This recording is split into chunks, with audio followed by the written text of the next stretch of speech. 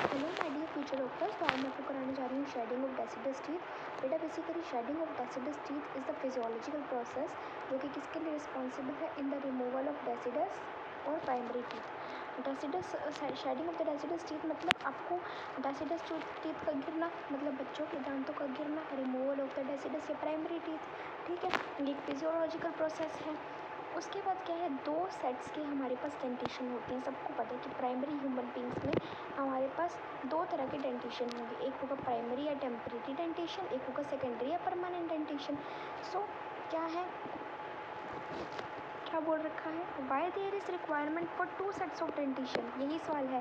पहली बात तो जो डेवलपिंग चाइल्ड है, जैसे जैसे बच्चा बेटा ग्रो कर रहा है, बड़ा हो रहा है, इसके पास क्या हो जाएगा, स्मॉल टीथ जो होंगे and lesser number of teeth होंगे बच्चे के पास, बिकॉज जो होंगे इन्फेंट्स के वो स्मॉल होते हैं साइज़ के अंदर। पर जैसे जैसे डेवलपमेंटल होगी इन जोस की, तो जो टीथ जो होगा डेसिडस डेंटिशन का वो एक्सफोलिएट कर जाएगा। ये वर्ड अंडरलाइन कर लो कि जो टीथ है डेसिडस डेंटिशन का वो एक्सफोलिएट कर जाएगा and taken away by the permanent teeth जैसे जैसे बच्चा डेवलप करेगा, which are larger and more in number में लार्जर होंगे, मोर होंगे। ये जो हम मतलब साइज़ में लार्ज होंगे और नंबर में ज़्यादा होंगे। ये जो मैकेनिज्म है बेटा, अडेप्टेशन हो रही है, it's due to the adaptation of the growth of the jaws की वजह से आया है। डेसिडस टीथ जो होंगे वो हमारे पास क्या करेगा, स्पीच में हेल्प करेगा बेटा। किस में हेल्प करेगा, स्पीच में हेल्प करेगा और ग्रोथ में हेल्प करेगा, ग्रोइंग चाइल्ड के अंदर। ठीक है, सो इफ़ द क्या लिखा हुआ है, if the malaligned deciduous mal aligned deciduous they can cause defective speech in the child. अगर हमारे पास डेसिडस टीथ माल अलाइंड हो गई तो क्या हो जाएगा बेटा, डिफेक्टिव स्पीच आ जाएगी चाइल्ड के अंदर, which affect the permanent teeth. क्योंकि अगर स्पीच के अंदर ही डिफेक्ट आ गया तो परमानेंट टीथ पे इफेक्ट पड़ेगा, जो कि प्रोवाइड करेगा guidance to the permanent teeth. ठीक है, ये प्रोवाइड करता है प्राइमरी टीथ जो हो रहा है वो हमें गाइडेंस देता है परमानेंट टीथ को। अब हम बात करते हैं इसके, they play a very important role किसके अंदर, रिजर्व करने के लिए, स्पेस को रिजर्व करने के लिए, ताकि मेंटेनेंस हो, प्रॉपर अलाइनमेंट का, स्पेसिंग का एंड ओक्लूजन का ऑफ परमानेंट टीथ। अगर हमारे पास स्पेस बचा होगा बेटा तभी परमानेंट टीथ वहाँ पे आ पाएंगे, उसका प्रॉपर अलाइनमेंट हो पाएगा, स्पेस आएगी, ओक्लूजन आएगी ना। ओक्लूजन बताया मैंने आपको, ओक्लूजन में आपको चैप्टर करा चुकी हूँ कि जो अपर और लोअर जो हमारे पास टीथ होते हैं, मतलब मैक्सिलरी और मैंडिबुलर आर्चेस के जो होंगे वहाँ पे हमारे पास कॉन्टैक्ट में जब होंगे तो ओक्लूजन बोलेंगे। सो परमानेंट टीथ तभी डेसिडस टीथ के लिए जब कोई स्पेस होगा, उसके पास प्रॉपर अलाइनमेंट होगी, ओक्लूजन होगा बेटा। फिर बोल रखा है कि now the word deciduous taken from Latin word which means follow. ये आपको पता है, डेसिडस का मतलब एक लेटिन वर्ड से लिया गया है जिसका मतलब क्या है बेटा, फॉल ऑफ है। अब जो हमारे पास डेसिडस टीथ का शेडिंग है ये अक्कर जैसे रिजल्ट ऑफ ग्रेजुअल क्या हो जाता है, रीअब्सॉर्प्शन होता है किसका, roots of the deciduous teeth का एंड देयर सपोर्टिंग टिश्यू का, लाइक पीडियल। अब क्या हो जाएगा, ये जो हमारे पास डेसिडस टीथ है ये किसकी वजह से गिर रहे हैं, जो हमारे पास रूट है बेटा वो रीअब्सॉर्ब कर गई है, और क्या हो गया है, जो हमारे पास सपोर्टिंग टिश्यू है जैसे कि पीडियल वो भी रीअब्सॉर्ब कर गए। एक तो रूट रीअब्सॉर्ब कर गई, रूट का जो होगा वो बेटा रीअब्सॉर्प्शन हो जाएगा, और एक हमारे पास जो हमारे पास सपोर्टिंग सेल्स होंगे जैसे पीडियल उसका भी रीअब्सॉर्प्शन हो जाएगा। तो हम बात करते हैं डेसिडस इंसाइजर और कैनाइन के केस में क्या है, रीअब्सॉर्प्शन जो होती है वो लिंगुअल सर्फेसिस ऑफ रूट पे होती है। डेसिडस इंसाइजर और कैनाइन की अगर मैं बात करूं बेटा, मतलब बच्चों के इंसाइजर्स और कैनाइन्स की अगर मैं बात करूं तो उसके अंदर हमारे reabsorption lingual surface of root पे होगी। कहाँ होगी, लिंगुअल सरफेसिस ऑफ रूट पे होगी।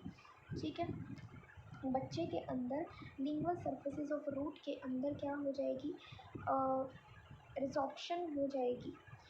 This occurs as their successors they develop lingually and erupt in occlusion direction। जो हमारे पास successors होंगे बेटा वो lingually developed करेंगे। क्यों हो रहा है कि जो रीअब्सॉर्प्शन हो रही है लिंगुअल सरफेस ऑफ रूट पे क्यों हो रही है डेसिडस इंसाइजर और कैनाइन में, क्योंकि ये हमारा सक्सेसर हो रहा है जो हमारे पास डेवलप कर रहा है लिंगुअली और इरप्ट कर रहा है किसमें, ओक्लूजन डायरेक्शन के अंदर। ये जो डेवलपिंग टूथ जर्म है वो ऑक्यूपाई क्या कर रहा है, एक पोजीशन को which is apical to the deciduous, apical direction में ये अलो करेगा उसको इरप्ट करने के लिए, position occupied by the deciduous teeth. देखो मेरी बात सुनो, अब तक मैंने आपको क्या बताया बेटा कि टीथ गिर रहे हैं, वो किसकी वजह से गिर रहे हैं, जब हमारे रूट्स की और पीडियल की रीअब्सॉर्प्शन हो रही है। फिर डेसिडस केनाइन और डेसिडस जो हमारे पास इंसाइजर है, इसके केस में रीअब्सॉर्प्शन होगी बट लिंगुअल सरफेस पे होगी। अब लिंगुअल सरफेस पे होगी टूथ के, तो लिंगुअल सरफेस पे क्या हो जाएगा बेटा, लिंगुअली डेवलप कर जाएंगे सक्सेसर्स, ठीक है। और इरप्ट किस में कर जाएंगे, ओक्लूजन डायरेक्शन के अंदर। और जो डेवलपिंग टूथ जम्स हैं ये हमारे पास ऑक्यूपाई कर रहे हैं पोजीशन को, जो कि अपाइकल है डायरेक्शन में।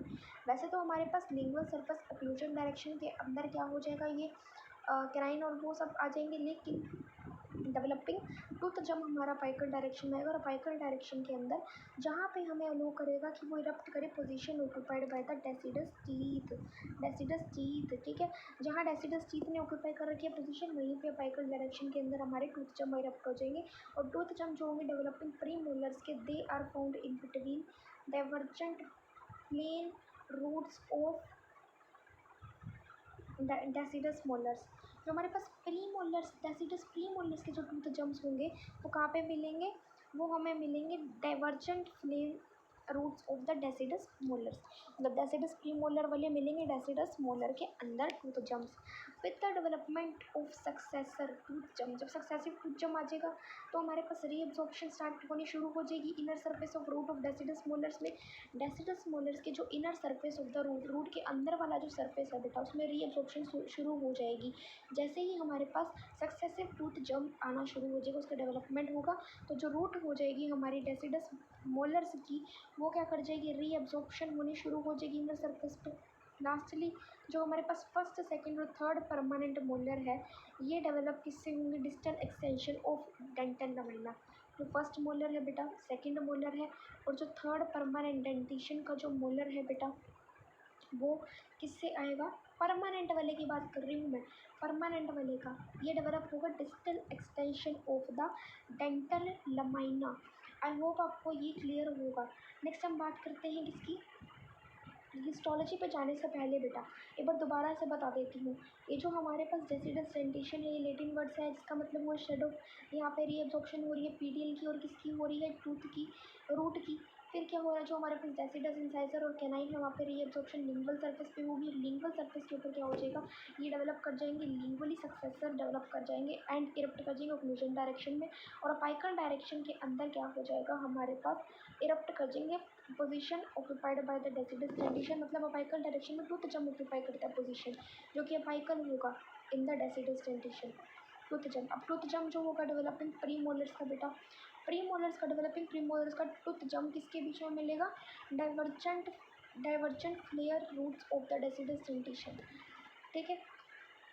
टूथ जम डेवलपिंग प्रीमोलर का डेसिडस डेंटेशन की डाइवर्जन फ्लेयर में मिलेगा। जैसे ही हमारे पास प्रीमोलर का वाला टूथ जम का डेवलपमेंट होगा, वो कहाँ जाएगा, इनर सरफेस ऑफ, कहाँ पे जाएगा, मोलर्स वाले, मोलर्स के अंदर जाएगा, begins in the inner surface of root of the deciduous tooth. With the development of the successive tooth germ हमारी रीअब्जॉर्प्शन शुरू हो जाएगी। अब जैसे ही बेटा हमारे पास रीअब्जॉर्प्शन होनी शुरू हो जाएगी inner surface of the root की डेसिडस डेंटेशन की। अब लास्टली क्योंकि फर्स्ट, सेकंड, थर्ड जो मोलर है परमानेंट वाला, वो कहाँ से आएगा, distal extension of the dental lamina. अब हम लोग बात करते हैं क्योंकि हिस्टोलॉजी ऑफ रीअब्जॉर्प्शन की, हिस्टोलॉजी ऑफ रीअब्जॉर्प्शन आपको मैं एक सेकेंड, जस्ट अ सेकेंड बेटा, histology of reabsorption, let me, ये देखो बेटा हिस्टोलॉजी ऑफ रीअब्जॉर्प्शन क्या बोलता है। सबसे पहली बात तो हिस्टोलॉजी ऑफ रीअब्जॉर्प्शन, रीअब्जॉर्प्शन जो होता है वो हमारे पास क्या होता है, रीअब्जॉर्प्शन ऑफ द जो हमारे पास डेसिडस टीथ का रीअब्जॉर्प्शन है, वो हमारे पास दे, जस्ट मिनट,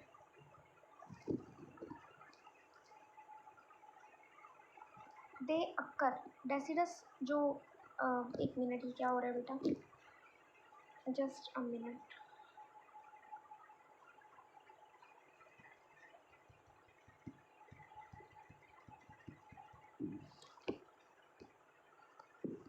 अब जो हमारे पास डेसिडस डेंटिशन का रीअब्जॉर्प्शन है, ये सारी साइड पे हो रहा है, सारी साइड पे हो रहा है। जहाँ पे परमानेंट टूथ क्या करेगा, परमानेंट टूथ जहाँ पे इरप्ट करेगा, वहाँ पे सारी की सारी साइड पे हमारे पास डेसिडस डेंटिशन का रीअब्जॉर्प्शन होगा। क्योंकि अगर रीअब्जॉर्ब नहीं हुआ तो परमानेंट टीथ नहीं आ पाएंगे ना, परमानेंट टीथ नहीं आ पाएंगे अगर रीएब्जॉर्प्शन नहीं हुआ।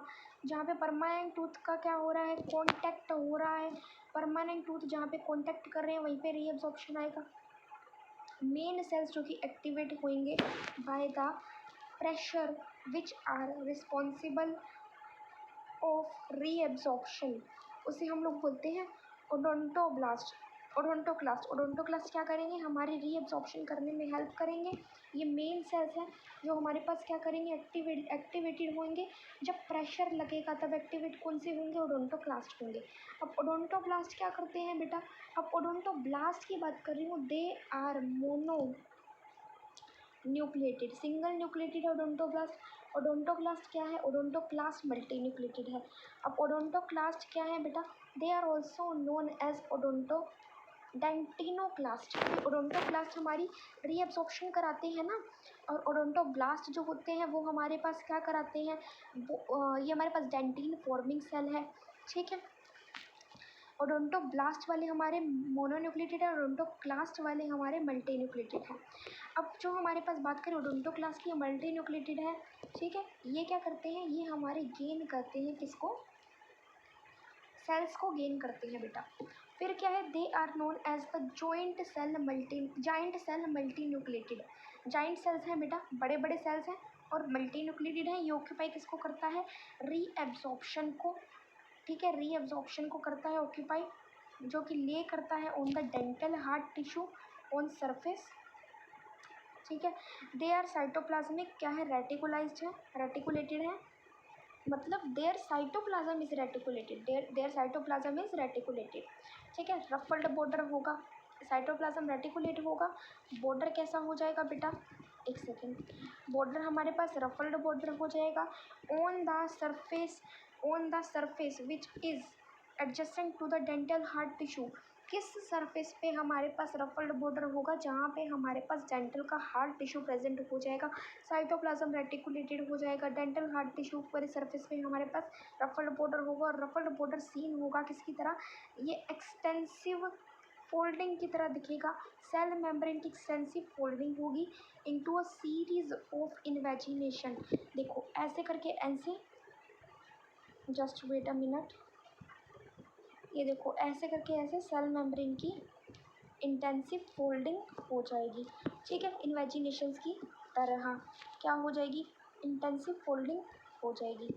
नेक्स्ट क्या बोल रखा है कि जो रफल बॉर्डर बता दिया मैंने आपको, ये इन्वेजिनेशन होगी 2 से 3 माइक्रोमीटर डीप एंड कंटेन, क्या कंटेन करेगी बेटा ये इन्वेजिनेशन, मिनरल क्रिस्टलाइट्स को कंटेन करेगी विद इन देयर डेप्थ, अपने डेप्थ में मिनरल क्रिस्टलाइट्स को कंटेन करेंगी। ये इन्वेजिनेशन 2 से 3 माइक्रोमीटर डीप होगी और अपने अंदर मिनरल क्रिस्टलाइट्स को कंटेन करेगी डेप्थ के अंदर। तो मैंने आपको अच्छे से बताया हिस्टोलॉजी में पहले क्या होगा, रीअब्सॉर्प्शन होगी, रीअब्सॉर्प्शन होगी कहाँ पे होगी, जहाँ पे परमानेंट कंटेक्ट होगा। उसके बाद क्या होगा, मेन सेल्स हमारे पास जो जहाँ पे प्रेशर लग रहा है वो ओडोंटोक्लास्ट है। ओडोंटोब्लास्ट हमारे पास क्या करते हैं बेटा, ब्लास्ट वाले की बात करूँ तो मोनोन्यूक्लिएटेड, क्लास्ट वाले कौन से हैं, मल्टी न्यूक्लिएटेड। ओडोंटोक्लास्ट हमारे पास डेंटिनोक्लास्ट भी बोलते हैं, मल्टी न्यूक्लिएटेड, यहाँ पे रीअब्सॉर्प्शन होगी। और क्या होगा बेटा, यहाँ पे ये हमारे पास जाइंट मल्टी न्यूक्लिएटेड है सेल्स है। उसके बाद क्या है, यहाँ पे रफल बॉर्डर है होता है, साइटोप्लाज्म रेटिकुलेटेड है। रफल बॉर्डर हमें डेंटल हार्ड टिश्यू में देखने को मिलेगा। रफल बॉर्डर जो होगा वो हमें क्या शो करेगा बेटा, इन्वेजिनेशंस दिखेगी, फोल्डिंग ऑफ सेल मेम्ब्रेन हो जाएगी, और इन्वेजिनेशंस के अंदर 2 से 3 माइक्रोमीटर का क्या हो जाएगा, डीप हो जाएगा। और इसके पास क्या होगा बेटा, मिनरल क्रिस्टलाइट्स देखने को मिलेंगे with in their depth. I hope आपको ये क्लियर होगा histology of the reabsorption, resorption. Next मैं आपको बताती हूँ बेटा ये कि कॉन्ट्रैक्टाइल प्रोटीन कौन से होते हैं। आपको पता है एक्टिन और मायोसिन हमारे पास क्या होते हैं, कॉन्ट्रैक्टाइल प्रोटीन होते हैं। ये कहाँ पे प्रेजेंट होंगे, क्लियर जोन के अंदर प्रेजेंट होंगे, जो कि लाई करेगा peripheral to the ruffled border. अब रफल्ड बॉर्डर के पेरिफेरल में मान लो ये हमारे पास इन्वेजिनेशन दिख रही है ना रफल्ड बॉर्डर की, सो उसके पेरिफेरल में हमें क्लियर जोन मिलेगा जहाँ पे हमारे पास कॉन्ट्रैक्टाइल प्रोटीन, एक्टिन, मायोसिन मिलेंगे। अब ये क्लियर जोन हमारे पास, इस क्लियर जोन के पास क्या नहीं है, सेल ऑर्गेनेल नहीं है, ओनली ये डिपिक्ट करता है किसको, अटैचमेंट अपर्चर ऑफ द ओडोंटो क्लास्ट का अटैचमेंट दिखाता है कि ओडोंटो क्लास्ट का अटैचमेंट है। यहाँ पे कोई सेल ऑर्गेनेल नहीं है। ये डिराइव किसको करता है बेटा, फ्रॉम द जो हमारे पास स्टार्ट रेट है वहाँ से रेजिस्टेंस ये डिराइव करेगा एसिड फॉस्फेटेस से, विच एज क्या है, positive circulating monocyte. Hence odontoclast derive from monocyte. Odontoclast कैसे डिराइव होते हैं मोनोसाइट से, क्योंकि ये tartrate resistance acid phosphatase से डिराइव हुआ है। Tartrate resistance acid phosphatase से हमारा डिराइव कौन हुआ है, ये हमारे पास डिराइव हुआ है जो पॉजिटिव सर्कुलेटिंग मोनोसाइट्स की तरह, और इसे हम लोग बोलते हैं कि मोनोसाइट से डिराइव हुए। ओडोंटोक्लास्ट के पास बहुत सारे क्या है बेटा, वैक्यूल्स हैं, and they have high content of mitochondria. इसके पास बहुत सारे वैक्यूल्स मिलेंगे, लेकिन माइटोकॉन्ड्रिया होगा उसका तो कंटेंट हाई मिलेगा, बहुत हाई मिलेगा, which show increase activity of acid phosphatase बढ़ेगा, ठीक है, और H पॉजिटिव आयंस रिलीज हो जाएगा। और ये जो H पॉजिटिव आयंस है जो रिलीज हुए हैं ये acid, so this acid cause the resorption of the dentinal hard tissue का रीअजॉर्प्शन हो जाएगा। तो कॉन्ट्रैक्टाइल प्रोटीन एक्टिन मायोसिन हमें कहाँ पे मिलेंगे बेटा, क्लियर जोन के अंदर मिलेंगे, जो कि पेरिफेरल पे होंगे, किसके, रफल बॉर्डर के। क्लियर जोन हमारा जो होगा उसके पास सेल ऑर्गेनेल नहीं होंगी। यहाँ पे हमारे पास क्या हो जाएगा, अटैचमेंट अपर्चर हो जाएगा किसका, ओडोंटोक्लास्ट का, और यहाँ पे हमारे पास टार्टरेट रेजिस्टेंस एसिड फॉस्फेटेस की होगी सर्कुलेटिंग मोनोसाइट्स की तरह, और उसको हम लोग इसीलिए बोलते हैं कि डिराइव हो रहा है किससे, मोनोसाइट से। ओडोंटोक्लास्ट के पास बहुत सारे वैक्यूल्स और हाई कंटेंट माइटोकॉन्ड्रिया है, जो कि हमारा इंक्रीज एक्टिविटी शो करेगा और H पॉजिटिव आयन रिलीज करेगा, जिससे हमारे पास डेंटिनल हार्ड टिश्यू का रिजॉर्प्शन हो जाएगा। आई होप आपको ये क्लियर हो गया होगा पूरा shading of the teeth. Thank you so much for watching. Channel पे नए हो तो सब्सक्राइब करो, वीडियो पसंद है तो लाइक करो, कमेंट्स में मुझे बताना कैसी लगी, और अपने दोस्तों के साथ शेयर करो। Thank you so much for watching, bye bye.